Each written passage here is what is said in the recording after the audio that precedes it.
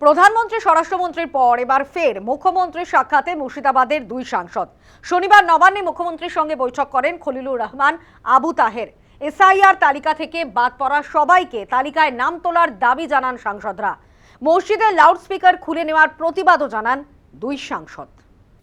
খলিলুর রহমান, আবু তাহেরদের নিয়ে বিভ্রান্তি এখনো জারি। প্রধানমন্ত্রী স্বরাষ্ট্রমন্ত্রীর পর এবার নবান্নে মুখ্যমন্ত্রীর সাক্ষাতে মুর্শিদাবাদের দুই সাংসদ। শনিবার মুখ্যমন্ত্রী শুভেন্দু অধিকারীর সঙ্গে নবান্নে বৈঠক করলেন আবু তাহের ও খলিলুর রহমান। বেশ কিছুক্ষণ মুখ্যমন্ত্রীর সঙ্গে কথা বলেন তারা। এসআইআরে রাজ্যে বাদ পড়া সমস্ত ভোটারদের তালিকায় অন্তর্ভুক্তির দাবি জানান দুই সাংসদ। শুক্রবার ঋতব্রত গোষ্ঠীর তৃণমূল বিধায়করাও মুখ্যমন্ত্রীর সঙ্গে দেখা করে একই দাবি তোলেন। এসআইআরে রাজ্যের 27 লক্ষ ভোটারের নাম বাদ পড়েছে। এই 27 লক্ষের মধ্যে মাত্র 7 লক্ষ ট্রাইব্যুনালে আবেদন করেছেন বলে জানিয়েছেন মুখ্যমন্ত্রী।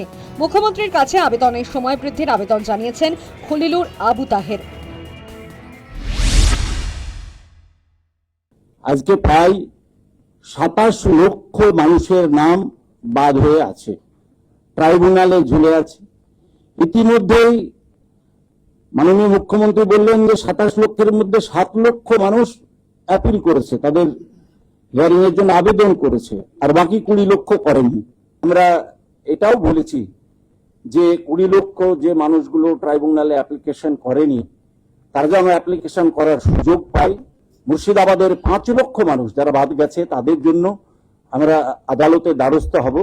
আবেদনে উনি সাড়া দিয়েছেন যে হ্যাঁ, আপনারা চেষ্টা করুন, আমরা নিশ্চয়ই গভর্নমেন্টের পক্ষ থেকে যা যা করার আমরা করব।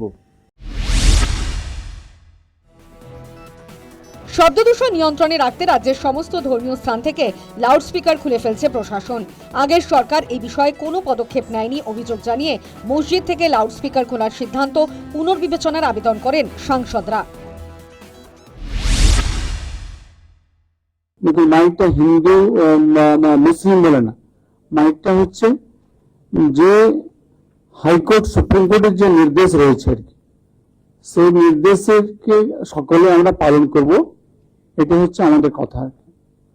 কারণ সেই বিষয়টা আমরা আমাদের মাননীয় মুখ্যমন্ত্রীকে আমরা অবগত করিয়েছি, তিনি আশ্বাস দিয়েছেন যে সমস্ত জায়গা থেকে মসজিদ এবং মন্দির থেকে মাইকগুলো খোলা হয়েছে, আগামীতে যেন আর কোনো খোলা না হয় সেই বিষয়টাও তিনাকে দেখার জন্য বা নির্দেশ দেওয়ার জন্য আমরা অনুরোধ রেখেছি।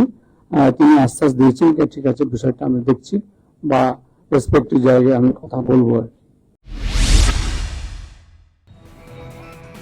এনসিপিআই সাংসদরা এনডিএতে যোগদানের পরেই সংশয় পড়েন মুর্শিদাবাদের 3 সংখ্যালঘু সাংসদ।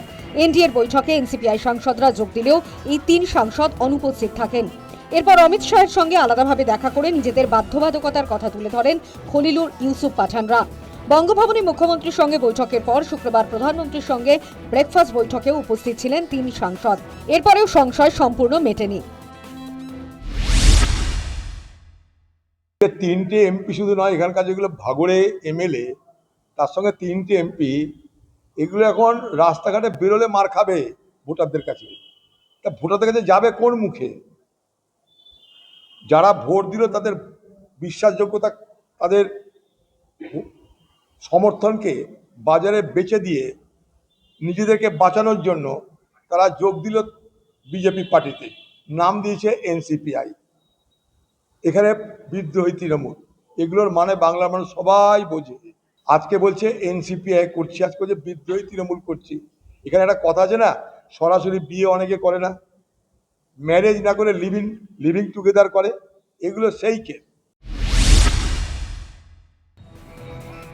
কি করবেন আবু তাহের, খলিলুর রহমান, ইউসুফ পাঠানরা?